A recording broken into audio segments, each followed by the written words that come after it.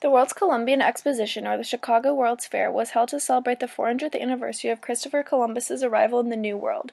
The fair ran from May 1st, 1893 until October 30th and received over 27 million visitors. The fair was received by foreign countries as an exaggeration in keeping with the claims of the Great Western Republic. The exposition was a trade show with items displayed from other countries in an effort to boast about their geographic regions and natural resources. Prizes from colonized nations were even displayed. Unfortunately, many of the attractions served only to reinforce stereotypes about the Middle East and its people. Most exotic exhibitions at the fair were humans. Alleged cannibals from Dahomey and Syrian horsemen were present, along with residents of Cairo, who were recruited to inhabit an exhibit. Donkeys, camels, and an assortment of monkeys and deadly snakes perpetuated the exotic image. One of Egypt's most notable belly dancers performed. She was described as young and lushly feminine. Rumors then spread of half-clad women jiggling away when in fact the dance was elegant and stylized.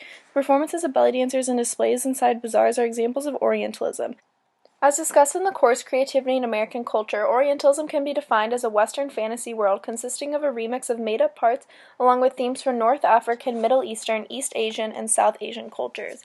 Edward Said coined the term Orientalism in his 1978 text in which he argued the notion of the Orient was merely created so that the West could control views of the East.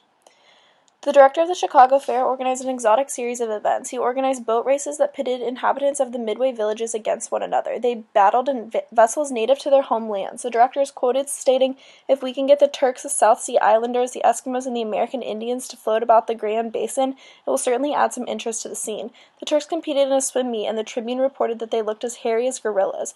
The power the West manufactured enabled them to generalize and misrepresent various parts of the world. Orientalism emphasizes the superiority of the West over the East by pitting the two against each other. The fair fostered the idea that the Orient was an entity to be consumed.